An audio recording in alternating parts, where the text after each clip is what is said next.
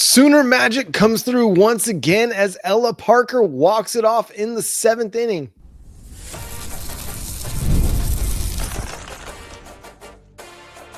You are Locked On Sooners, your daily podcast on the Oklahoma Sooners. Part of the Locked On Podcast Network, your team every day. What's up, Sooner Nation? Welcome to Locked On Sooners, and thank you for making Locked On Sooners your first listen every single day. Shout out to all the everydayers out there. Tune in and subscribe to the show wherever you get your podcasts. We're part of the Locked On Podcast Network, your team every day. He's Jay Smith of Unfair Sports. I'm John Williams of Sooners Wire at USA Today Sports. On today's show, we're going to talk about how Oklahoma has the best defensive line in the SEC. Also got some dates and broadcast information for 4 of Oklahoma's 12 games in 2025. But we got to start with the top story of the day. The Oklahoma Sooners walk it off against the Tennessee Volunteers in their first game in the WCWS.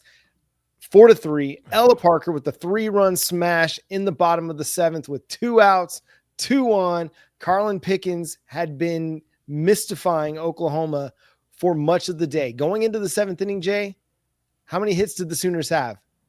They had 3. Cassidy it was bad. Yeah, Cassidy Pickering gets one to move the runner over to third. Ella Parker hits the home run, her second of the day, to walk it off for the Sooners. Basically, Ella Parker saved the day. Once again, Sooner Magic popped up. But I always thought it was funny when I saw that. I was like, what, y'all didn't see that coming? You know, shout out to our guy, Quicksilver, because that's literally what we have seen from this softball team. I mean, we had the walk-off that led to the SEC championship game. Then you have this is like a tradition as old as the game itself. Is the Sooners are going to go out there and hit a game winner. And it's funny because Coach Patty Gasso was in the presser at the end and was talking about going into the 7th inning and people were leaving. She's kind of, people are leaving. And she told the players, people are leaving.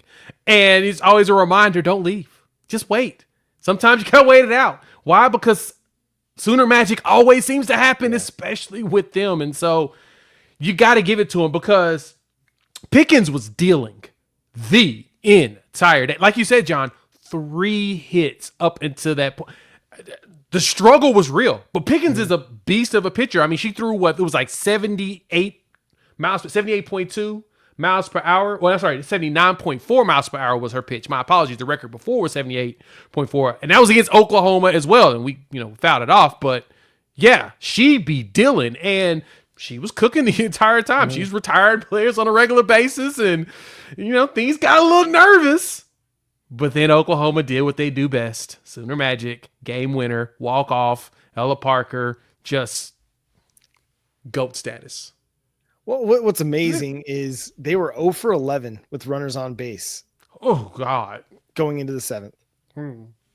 Cassidy Pickering was 0 for 3 going into the 7th inning. And just couldn't really, nobody was really seeing the ball very well. They were hitting it. They were getting some hits, but they just weren't getting great connection on it throughout the game. They had a few solid ones, a lot of really good at bats where they were pushing the Tennessee. They were pushing Carlin Pickens in those at bats, but just weren't able to pass the bat along. That's their catchphrase, right? Pass the bat. They weren't able to do that. They might get a runner on with a walk, or you might get a single, but they just weren't able to make anything happen with it until that 7th inning. And finally, Cassidy Pickering, who has been Oklahoma's most consistent hitter all year long, she comes through with the 2-out single to move the runner along. And then, Ella Parker, man, she's just so good. Both of those two are just so good when it comes to the postseason. That was Ella Parker's 4th home run in the NCAA tournament, the 5th dating back to the Arkansas game. So what's that? 5 in her last 5 in her last 6 games. Goodness gracious. Am I doing that math right? That doesn't seem quite right, but it's like she's had, it's 4 in her last 6 games. Like 4 in the last 6 games. Absurd. It's crazy. And so, she's really putting it on, and she's come on strong down the stretch. And I remember there was a time in SEC play where people were wondering, like, do they need to sit Ella Parker? Is she right? Is she, but she just kind of kept grinding away. Like, she was getting on base. She was hitting singles. She was collecting walks like crazy. Yeah. Just the power numbers weren't there. And Patty Gasso preached patience, and she continued to put her in the lineup because Ella Parker is Ella Parker. Like, she's gonna hit, she's gonna get on base. And when the time comes, she's going to do something like she did on Thursday and just mash the ball. And you could see the emotion all over her face as she's rounding the bases. Like she's crying. I mean, she is emotional with what's going on there. And again, it's just another moment in Oklahoma Sooner legend. They just keep doing this. And it's crazy that you go into an inning like that where you haven't hit well, and Patty Gasso even admitted they were not performing well at the plate against arguably the best pitcher in college softball. If it's not her, it's Nyjah Kennedy. She's one of the two best pitchers in college softball. Yeah. And Oklahoma again just came through in the clutch, man. It's crazy.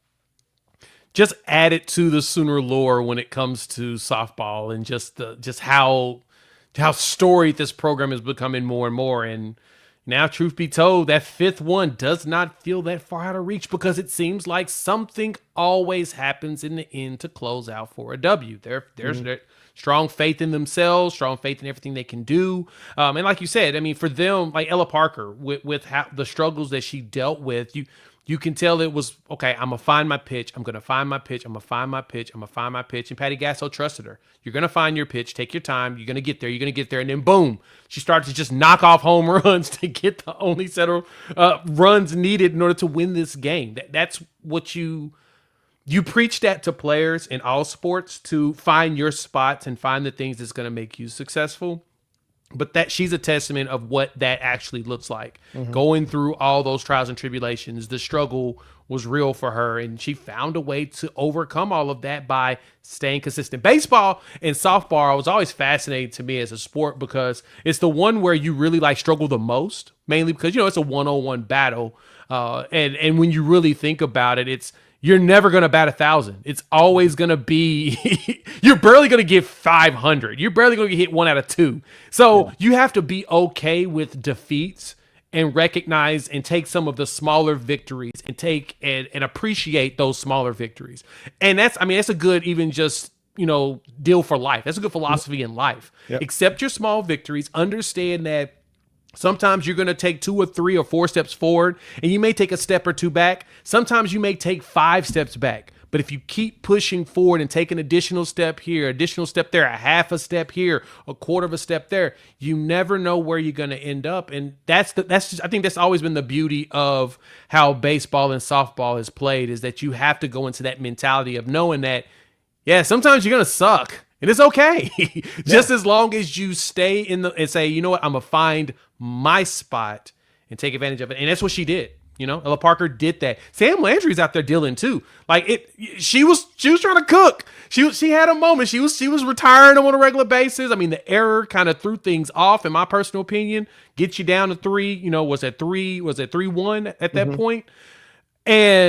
But she still went out there with the confidence of, no, I'm going to retire the side. I'm going to do my part. I'm going to get them out. And she started to lead them into those grounds where they led to those double plays, getting out of those contentious situations. So shout out to Sam Landry too. She was out there dealing like she needed to. I'm glad you mentioned that, because that's what I was going to go to next was Sam Landry. You don't win this game unless she battles the way she battles. Yeah. She was resilient throughout. There were opportunities that Tennessee had to extend their lead multiple times throughout that game, and they weren't able to do it. I mean, you just think about the first inning alone. They had second and third, nobody out to start the game. They came away with 2 runs, but it could have been a lot worse. They could have generated a lot more offense there if it wasn't for Sam Landry buckling down and doing what she did. She would have gotten out of the 3rd inning without a run, aside from the error, Yeah. And then, so she allowed just 1 run the rest of the game after those 2 earned runs in the first, no earned runs the rest of the game. She went toe to toe with Carlin Pickens throughout the entire game. I mean, came through with clutch ground balls to force double plays. Got to talk about the play of Hannah Core in center field. I think it was in the 5th inning where she catches the liner and then has the wherewithal to just throw a dart, to first base and double them up. Like, absolutely clutch. Sydney Sanders with great defense. I can't remember. It was like 1st and 3rd maybe. and one out at one point in the game, and there's a hard grounder hit to her, as opposed to going and touching the bag. She just darts it straight to home. They get the runner in a run down and get the second out of the inning, and then they're able to get the third out and move along. Like, just great defense. And Patty Gasso mentioned that, just how much they love playing defense. And you could tell, yeah, they had the error, and yeah, it was costly, but they had a lot of great plays in this game. Sam Landry was pitching to contact. Tennessee was making contact, and the defense picked her up in a lot of ways. So just a great team performance all the way around. It was. And I got to give it to her. Top of the seventh, things got a little nervous, bases juiced, one out. And you're like, uh-oh. Could this lead balloon from 3 and go up to 4 to 5 to 6, where you're like, yeah, Oklahoma doesn't have a chance. And Sam induced that grounder that led to that double play. And you're like, all right, we're out. We still got a chance. So you're telling me there's a chance. And Ella Parker closed the deal. Fantastic job, ladies. Bravo. Bravo to you. Now the Oklahoma Sooners move on in the winner's bracket to face the Texas Longhorns on Saturday. Bum, bum, bum, said Mike White. Texas Longhorns softball coach is not happy about this result. I guarantee it. As much of the softball world is. This was the game that I think I was most concerned about on the winner's side of the bracket. Oh, yeah. Get through this one against Tennessee, and I feel really good about things moving forward. Now you run into Nyjah Kennedy. If she ends up, you see her in the semifinals, then maybe things get a little bit dicier. But man, Texas Tech's got to find some offense for me to believe that they're going to make it all the way that far. But make it anywhere. Yeah. They overcame a very, very talented pitcher in Carlin Pickens tonight or on Thursday, and hats off to him. We got some schedule release information, Jay. The SEC gave us a little teaser of the 2025 college football season. We got 4 games that we now know the broadcast time and information for. We'll discuss that coming up next here on Locked On Sooners. The NBA playoffs are in full swing, and every night delivers highlight-worthy performances, major momentum shifts, and can't miss moments. Whether it's a game-winning shot or a breakout player, there's never a better time to get into action. FanDuel makes it easy to stay in the game before the tip-off and live with player props, performance trends, and same-game parlays. Always a great time for your boy. Fans have more ways than ever to get smart and win big. Like right now, Eastern Conference Finals, we just saw that, it's going to another game, so my Thunder are still going to wait. But the good thing for my Thunder is they're still considered favorites to win the championship. So, of course, I threw a little ducats here or there to get them going. And, hey, I put a little bet on my Thunder to cover the spread minus 8.5, and guess what? They did. So they got your boy $200 in bonus bet. So you can do that as well. If you're new to FanDuel, it's the perfect time to sign up. Head to FanDuel.com, place your first $5 bet. If it wins, you get $200 in bonus bets. Make every moment more with FanDuel, official sportsbook partner of the NBA. Thanks again for making Locked On Sooners your first listen every single day. Shout out to all the everydayers out there tuning in and subscribe to the show wherever you get your podcasts. We're part of the Locked On Podcast Network, your team every day. So, Jay, we got 4 games where we know the broadcast information and kickoff times for. So what was your biggest takeaway when you saw this, Jay? The biggest takeaway for me is, as a longstanding member of the SEC, we appreciate the fact that they take value in the brand and what Oklahoma stands for, because they didn't bamboozle us, led us astray, run amok, or flat out deceive us whatsoever when it comes to the times of our games. We've got one 11 o'clock game, and it's the one 11 o'clock game that we cannot control.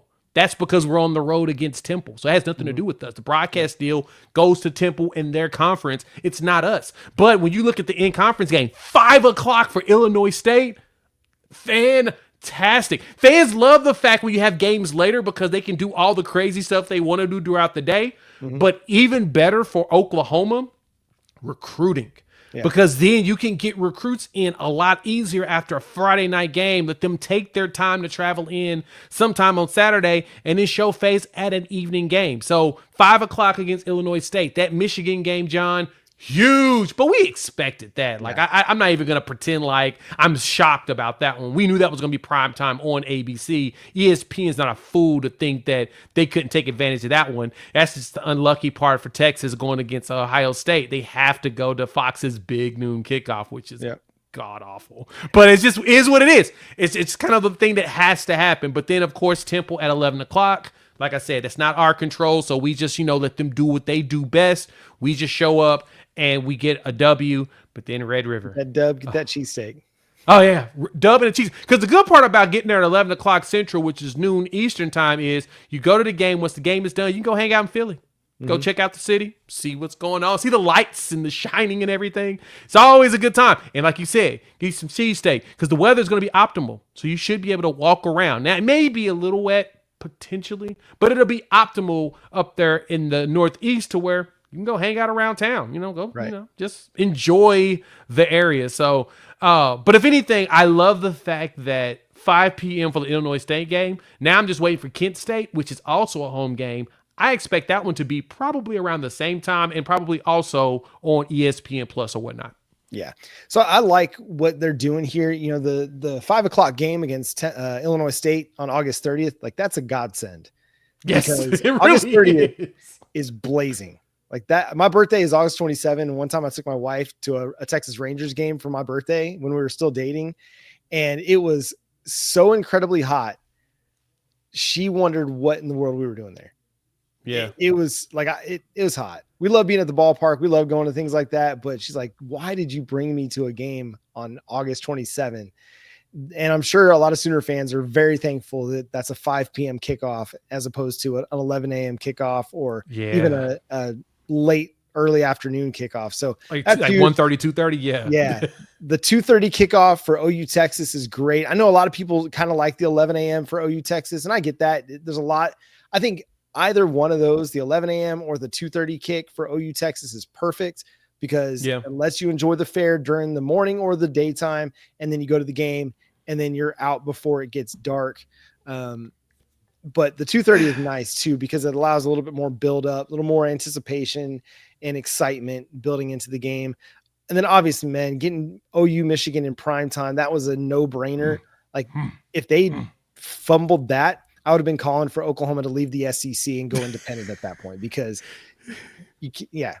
Well, looking back at this, like OU Texas, 12 of the last 13 years that they were in the SEC or in the Big 12, they played at 11 a.m. Yes. And the SEC has put it at 2:30 each of the 2 seasons that they've had OU Texas as a part of their conference.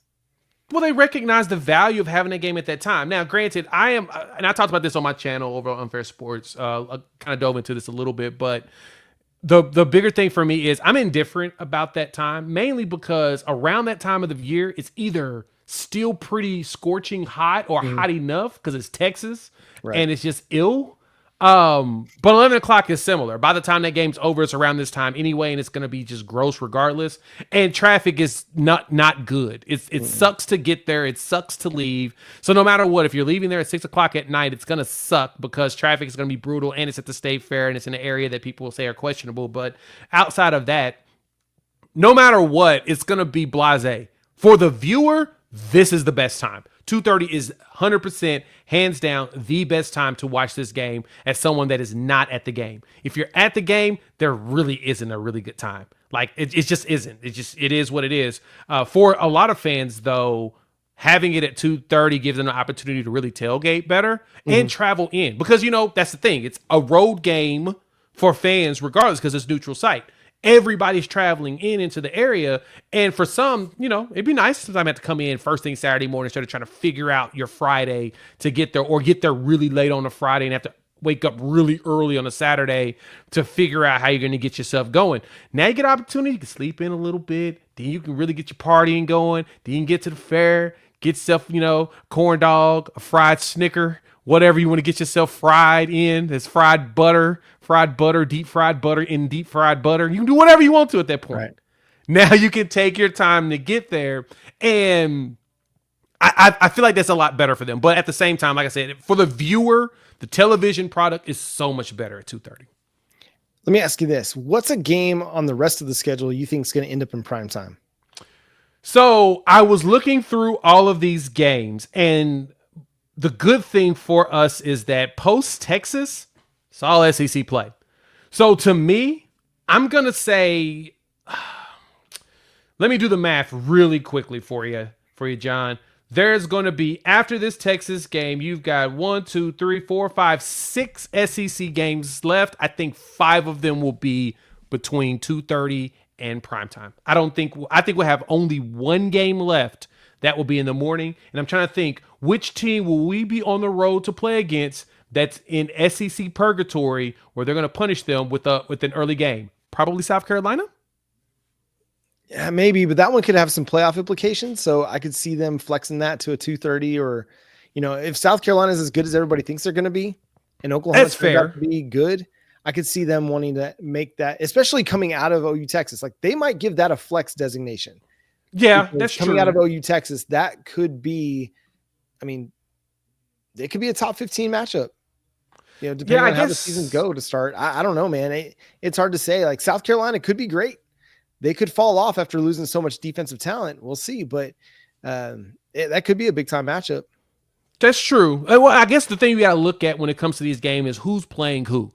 So for the South Carolina weekend, a big brand game for sure, though. Well, yeah. So that weekend against South Carolina, I think this is really the reason why I picked that game. You got Tennessee, Alabama. So third Saturday in October. Yeah. That's probably going to be a game that's going to be pushed into a prime timer there. Besides that, this could end up being midday because there's really, SMU, Clemson, you've got Ohio State, Wisconsin. If you just stick to SEC, Texas, Kentucky, nobody cares about, but Ole Miss, Georgia may be something that people care about. Auburn, Missouri, if Auburn is who they're saying they could be, that may end up being something. But I think with that one, the biggest game is Tennessee, Alabama, regardless. And I guess definitely, even depending on how they play, that's probably where we'll try to figure out what other games are going to be going on to make him see. LSU plays against Vanderbilt. So it's not that great of a weekend. There's a potential that one could end up being the one where they say, we're going to throw you guys a bone and we'll put you midday also. But as I looked at the rest of the schedule, that's really the question, is what other games are around them that would make sense to have Oklahoma be the first game of the day. And there's not very many. Texas, I think, may get a lot more, and that's mainly because of who their opponents are. Right, because their schedule is kind of cheeks, and they're not really comfortable. But I digress. Hey, Cole Cubelic of the SEC media fandom fame believes in Oklahoma's defensive line a lot. We'll discuss that coming up next on Locked On Sooners.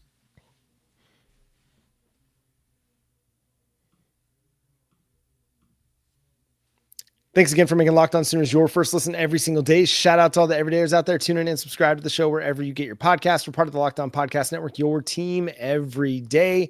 Cole Cubelic is a big fan of Oklahoma's defensive line. He called it the best in the SEC, and he said kind of by a large margin. Not even close. And that's what he said, by a landslide. He said landslide. He said not even close. He threw out every single one of the words that you could imagine to say that Oklahoma's defensive line is the best. Now, I know that we're a little biased here, since it is Locked On Sooners. It makes sense. We're supposed to be. Yep. While at the same time, we have always given you guys more of an objective view. And if anything that we have both said, this defensive line is probably the best one in the SEC, and it's because of all the experience you're bringing in there. Mm-hmm. Daminic Williams, still very solid performer, and he's very disruptive. Jaden Jackson being a freshman All-American, of course, his value return, the 5-star in David Stone that we're hoping has his breakout year. He was showing a little something at the end of last season and got that red shirt, and now they can just let him loose. And that was kind of the stuff that Cole was pointing out on top of everybody else in the SEC. Like, he did his top 5 defensive lines in the SEC. One is Oklahoma. He had Texas at 2. I think he had Florida, Georgia, and South Carolina on there. And kind of things he pointed out with South Carolina, they lost a lot of pieces. It's Dylan Stewart and the Pips. Makes sense, because I don't think anybody outside of South Carolina fans can actually tell you who's on that defensive line besides Dylan Stewart. And that tells you a lot. But for Oklahoma, people can point out Jaden Jackson. They know the name David Stone. They know Daminic Williams. And then, of course, Marvin Jones Jr. coming in as a transfer, which gives you just an additional component. And then R. Mason Thomas. We talk about him all the time because he had 9 sacks last year, 6 of them coming in SEC play, John. So when you look at it that way, it makes sense. So let me ask you this. when it comes to Oklahoma's defensive line, Cole talked about who he felt like was the one that really stuck out the most. Who do you think is that person that helps put Oklahoma over the line to make them the best defensive line in the SEC? I know, right? It's tough. This might come as a surprise to you, but I think it's Gracen Halton. That's who I was thinking too. That's exact same, and that's who Cole was saying as well. So I figured you was in that exact same alignment. Because we know you're going to get a lot of pressure and sacks out of R. Mason Thomas. And Oklahoma's had good edge play. Like that's not really been the issue for a lot of years. But getting consistent pass rush from your defensive tackles has been an issue. Having a guy like Gracen Halton with his quickness, his athleticism, his ability to just dart through the line of scrimmage when they're one gapping with him, it's really, really strong. Like he's got the kind of ability that gets you paid at the NFL level. Yeah. Because it's hard to create interior pressure. And Gracen Halton's really good at creating interior pressure. So we know that they're going to have good edge play. We know Daminic Williams is going to be really good. We know Jaden Jackson is going to be really good from at the defensive tackle spot, but you needed interior pass rush to help elevate Oklahoma's defensive line. And Gracen Halton provided that last year. Now getting to play a little bit more, getting to just kind of be that 3 technique defensive tackle, also getting spelled in some pass rush situations or playing alongside David Stone in pass rush situations or Jaden Jackson. Like those guys are going to get better. It's going to make you better because they're going to have to focus a little bit more attention on them. Having a guy like Marvin Jones Jr. elevating your pass rush as well, it's going to make everybody along the defensive line better. So I'm excited. And here's the other part of this. If Oklahoma's offense is as good as we think it's going to be, they're going to get to play with more leads, which means Gracen Halton's going to get to rush the passer even more.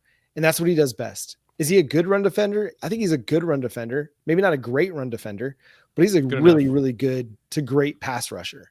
And if you can get him on the field in more of those situations, you're really going to unlock more of his value and more of what he brings to the table. 100% agree with you on that. And what thing we did see also coming into here is that these dudes are bulking up. Defensive line in the trenches has gotten big.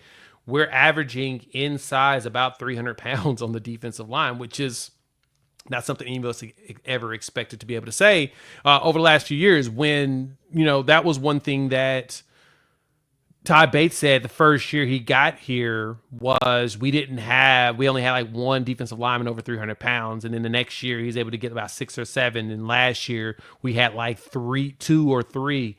Now you got 1, 2, 3, 4, 5, 6, 7 defensive linemen over 300 pounds at minimum, while also having 1, 2, 3, maybe 4 over 310 pounds. That's huge. And still having your ability and athleticism to go with that.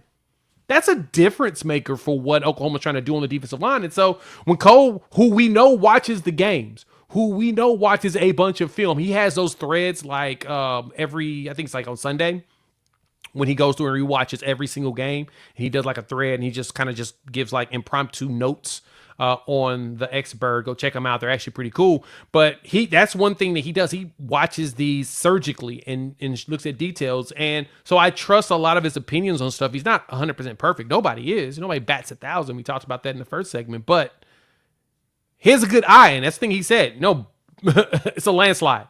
He thinks Oklahoma's defensive line is the best one right now. I mean, and I think given everything they're bringing back, that they're bringing back R. Mason Thomas and Gracen Halton and Daminic Williams and Jaden Jackson, guys who were significant contributors to this team last year.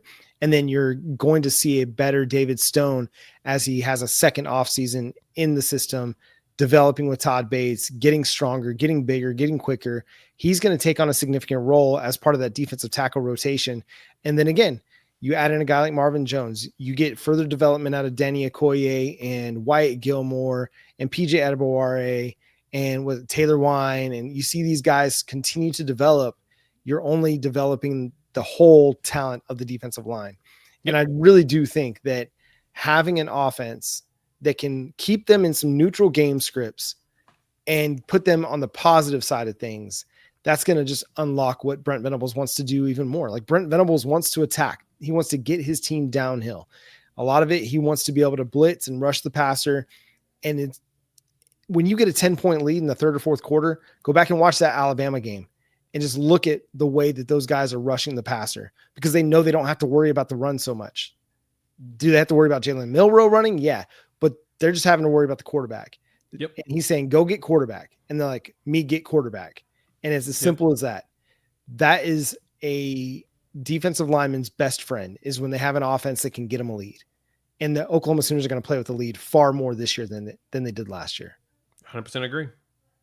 Yep. Best defensive line in the SEC. We've said it. Cole Cubelic said it. Over the next few months, other people are going to start saying it. So don't be surprised. It's going to come. We got to live up to When expectations. they ball out, don't be surprised. Yep. Don't be shocked. We tried to told you. Yep. Because they're going to ball out. It's coming.